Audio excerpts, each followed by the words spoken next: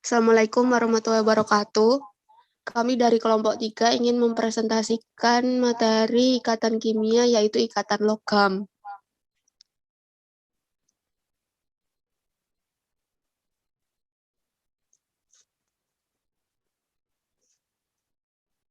Nah, yang pertama yaitu definisi ikatan logam.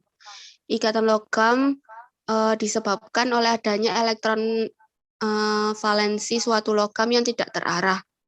Contohnya pada logam Li memiliki struktur 1s2, 2s1.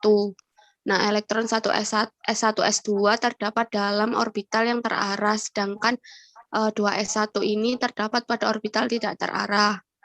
Elektron 2s inilah yang akan membentuk ikatan logam tersebut. Nah, ikatan logam ini disebabkan oleh tumpang tindih orbital valensi dari atom-atom logam. Akibatnya, elektron-elektron yang ada pada orbitalnya dapat berpindah ke orbital valensi atom tetangganya. Ikatan logam adalah ikatan antara inti positif unsur logam di dalam lautan elektron yang dihasilkan oleh elektron valensi unsur logam yang bersangkutan. Pada ikatan logam, terdapat elektron yang bebas mengelilingi inti. Inti tersusun secara teratur dikelilingi elektron-elektron. Elektron bebas yang mengelilingi inti itu tidak terikat pada salah satu inti, sehingga mudah pindah ke tempat yang energinya lebih rendah. Dengan adanya elektron yang tidak terikat secara khusus pada inti tertentu, maka ikatan logam itu kuat dan logam tersebut mudah mengantarkan listrik. Elektron yang paling luar pada sebagian besar logam biasanya mempunyai hubungan yang tidak erat dengan inti karena letaknya yang jauh dari muatan inti positif. Semua elektron valensi logam-logam bergabung membentuk lautan elektron yang bergerak bebas di antara inti atom. Elektron yang bergerak bebas bereaksi sebagai ikatan terhadap ion bermuatan positif. Ikatan logam tidak mempunyai arah. Hal ini mengakibatkan ikatan tidak rusak ketika logam ditempa. Nah, berikut ini skema ya, ikatan logam.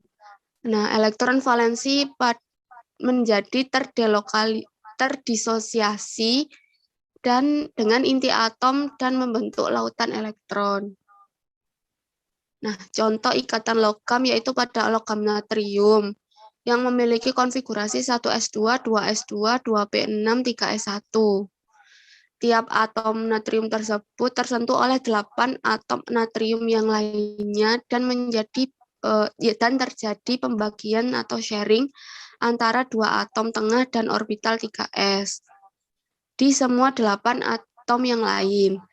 Dan tiap atom yang 8 ini disentuh oleh 8 atom natrium yang lain secara terus-menerus hingga diperoleh seluruh atom dalam bentuk bongkahan natrium. Semua orbital 3s dalam semua atom saling tumpang tindih untuk memberikan orbital molekul dalam jumlah yang sangat banyak, yang memperluas keseluruhan tiap bagian logam. Elektron dapat bergerak dengan leluasa di antara orbital-orbital molekul tersebut, dan karena itu, tiap elektron menjadi terlepas dari atom induknya. Logam terikat bersamaan memiliki kekuatan daya tarik yang kuat antara inti positif dengan elektron yang terdelokalisasi. Selanjutnya ada klasifikasi ikatan ion. Yang pertama, ikatan logam pada golongan utama. Di sini didasarkan pada golongannya. Ikatan logam pada unsur golongan utama relatif lebih lemah dibandingkan dengan ikatan unsur golongan transisi. Contohnya kristal besi yang lebih kuat dibandingkan dengan kristal logam magnesium. Yang kedua itu ikatan logam pada golongan transisi. Logam transisi cenderung memiliki titik leleh dan titik didih yang tinggi. Alasannya karena logam transisi dapat melibatkan elektron 3D yang ada dalam kondisi terdelokalisasi seperti elektron pada 4s. Lebih banyak elektron yang dapat terlibat. Kecenderungan daya tarik akan semakin lebih kuat. Contoh ikatan logam pada unsur transisi yaitu Ag, Fe, Cu, dan lain-lain. Yang selanjutnya klasifikasi berdasarkan unsur penyusunnya, yaitu yang pertama ikatan logam unsur sejenis. Misalnya ikatan antara unsur litium dengan unsur litium yang lainnya. Yang kedua yaitu ikatan logam antar unsur berbeda jenis. Bahan logam yang dibuat tidak hanya dari satu jenis unsur logam, tetapi telah dicampur atau ditambah dengan unsur-unsur lainnya, disebut dengan alloy, atau sering disebut lakur atau paduan. Misalnya logam baja stainless steel yang terdiri dari logam besi 72%, logam krom 18%, dan nikel 8%. Alloy terbentuk apabila leburan dua atau lebih macam logam dicampur atau leburan suatu logam dicampur dengan unsur-unsur non-logam yang campuran tersebut tidak saling bereaksi serta masih menunjukkan sifat sebagai logam setelah didinginkan. Alloy dibagi menjadi dua macam, yaitu alloy selitan dan alloy substitusi. Disebut alloy selitan bila jari-jari atom unsur yang dipadukan sama atau lebih kecil dari atom-atom logam. Sedangkan alloy substitusi terbentuk apabila jari-jari unsur yang dipadukan lebih besar dari jari-jari atom logam. Selanjutnya ada sifat ikatan logam. Sifat fisika ikatan logam tidak dapat dijelaskan dengan teori ikatan ionik dan ikatan kovalen. Untuk menjelaskan sifat fisika ikatan logam, dikemukakan beberapa teori yang sejalan dengan perkembangan teori mengenai struktur atom dan teori ikatan untuk senyawa kovalen. Teori awan elektron, yaitu dikemukakan oleh Drude dan Lorentz pada awal abad ke-20. Nah, teori ini di dalam kristal logam, setiap atom melepaskan elektron valensinya, sehingga terbentuk awan elektron dan ion bermuatan positif yang tersusun rapat dalam awan elektron. Nah, karena elektron valensi tidak terikat pada satu ion logam, tetapi terdelokalisasi terhadap semua ion logam, maka elektron valensi tersebut bebas bergerak ke seluruh bagian dari kristal logam. Sama halnya dengan molekul gas yang dapat bergerak bebas dalam ruangan tertentu.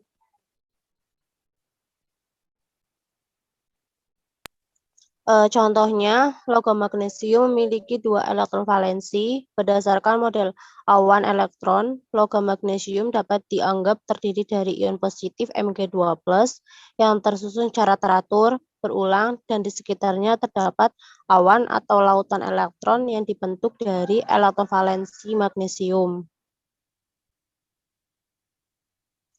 Maka teori awan atau lautan elektron pada ikatan logam itu didefinisikan sebagai gaya tarik antara muatan positif dari ion-ion logam atau kation logam dengan muatan negatif yang terbentuk dari elektron-elektron valensi dari atom-atom logam. Jadi logam yang memiliki elektron valensi lebih banyak akan menghasilkan kation dengan muatan positif yang lebih besar, dan awan elektron dengan jumlah elektron yang lebih banyak atau lebih rapat. Hal ini menyebabkan logam memiliki ikatan yang lebih kuat dibanding logam yang tersusun dari atom-atom logam dengan jumlah elektron valensi yang lebih sedikit. Teori lautan atau awan elektron ini dapat menjelaskan berbagai sifat fisika dari logam. Yang pertama itu, logam dapat ditempa, dapat dibengkokkan, direntangkan, dan tidak rapuh. Hal ini disebabkan atom-atom logam tersusun secara teratur dan rapat sehingga ketika diberi tekanan, atom-atom tersebut dapat tergelincir di atas lapisan atom yang lain.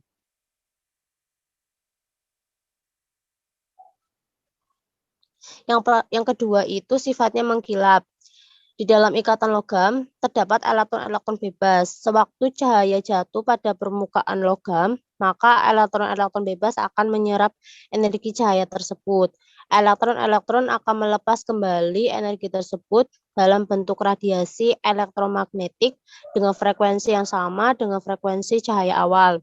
Oleh karenanya, frekuensi yang sama, maka kita melihatnya sebagai pantulan cahaya yang datang. Pantulan cahaya tersebut memberikan permukaan logam tampak mengkilap.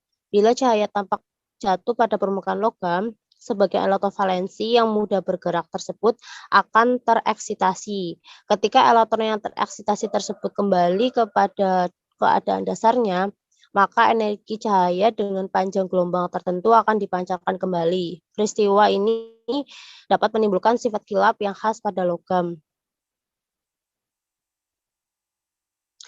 Yang ketiga, itu daya hantar listrik. Di dalam ikatan logam, terdapat elektron valensi yang bebas atau mudah bergerak yang dapat membawa muatan listrik.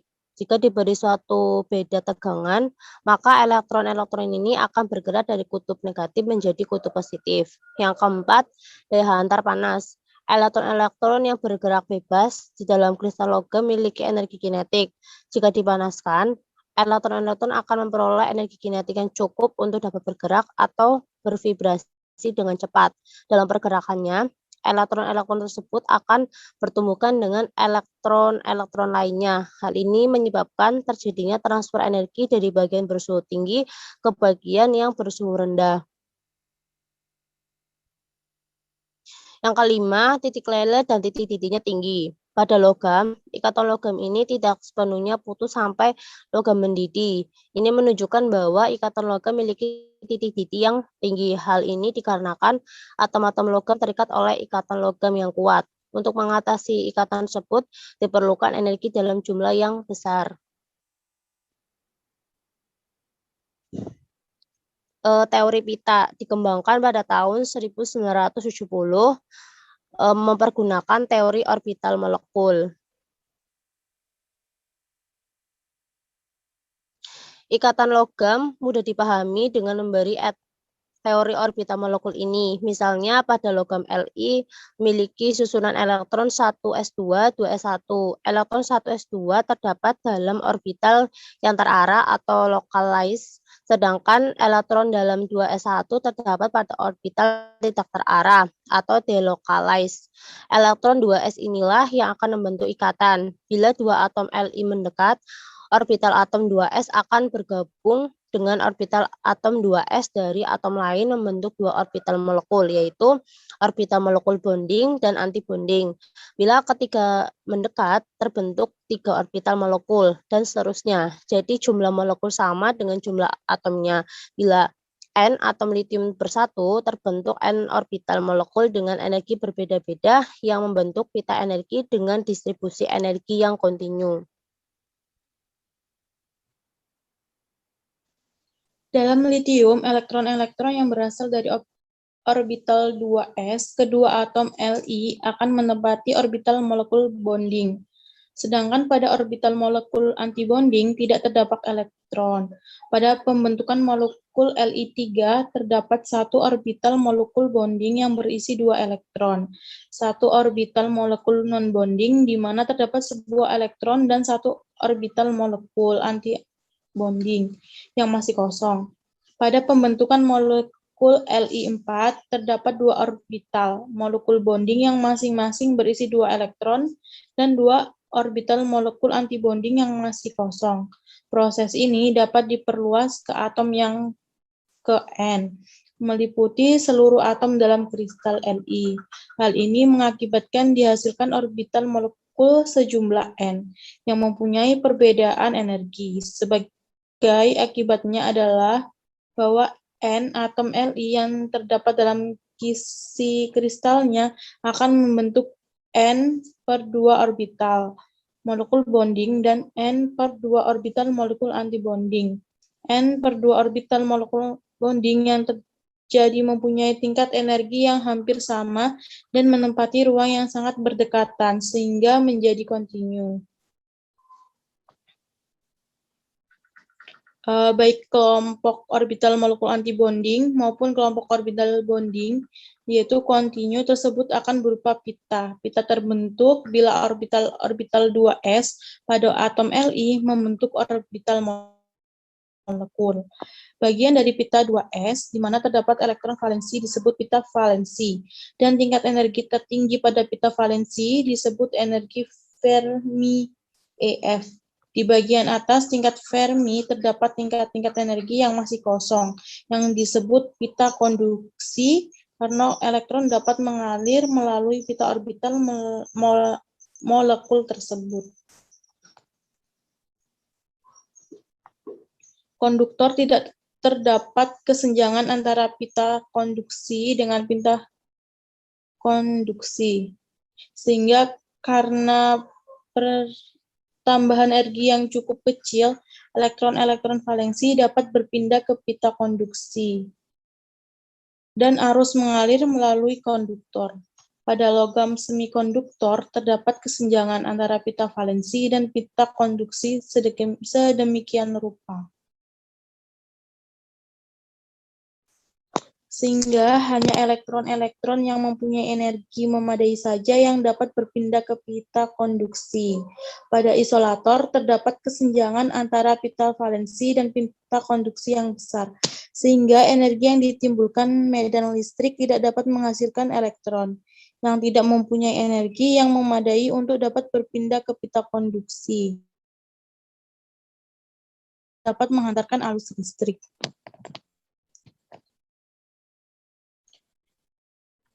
Faktor yang mempengaruhi ikatan logam. Yang pertama yaitu ada titik lele dan titik didih. Logam-logam cenderung memiliki titik lele dan titik didih yang tinggi karena kekuatan ikatan logam. Kekuatan ikatan berbeda antara logam yang satu dengan logam yang lain. Titik lele dan titik didih logam berkaitan langsung dengan kekuatan ikatan logamnya. Titik didih dan titik lele logam makin tinggi bila ikatan logam yang dimiliki makin kuat. Yang kedua yaitu jari-jari atom. Dalam sistem periodik unsur, pada suatu golongan dari atas ke bawah, ukuran kation logam dan jari-jari atom logam makin besar. Hal ini menyebabkan jarak antara pusat kation logam dengan awal elektronnya semakin jauh, sehingga gaya tarik elektrostatistik antara kation logam dengan awan elektronnya semakin lemah. Yang ketiga yaitu elektron valensi. Logam-logam golongan 1 seperti natrium dan kalium memiliki ikatan logam yang relatif rendah karena tiap atomnya hanya memiliki satu elektron untuk dikontribusikan pada ikatan. Sedangkan pada logam golongan 2 seperti magnesium memiliki 2 elektron untuk dikontribusikan pada ikatan, sehingga logam golongan 2 memiliki ikatan yang relatif lebih kuat dibanding dengan logam golongan 1. Yang keempat yaitu bilangan koordinasi. Logam natrium dikelilingi oleh 8 logam natrium yang lainnya. Sedangkan logam magnesium dikelilingi oleh 12 logam magnesium lainnya. Hal ini menyebabkan ikatan logam pada magnesium lebih besar dibandingkan dengan ikatan logam pada natrium.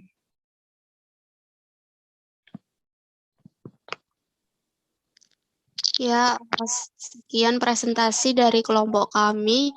Kurang lebihnya mohon maaf. Wassalamualaikum warahmatullahi wabarakatuh.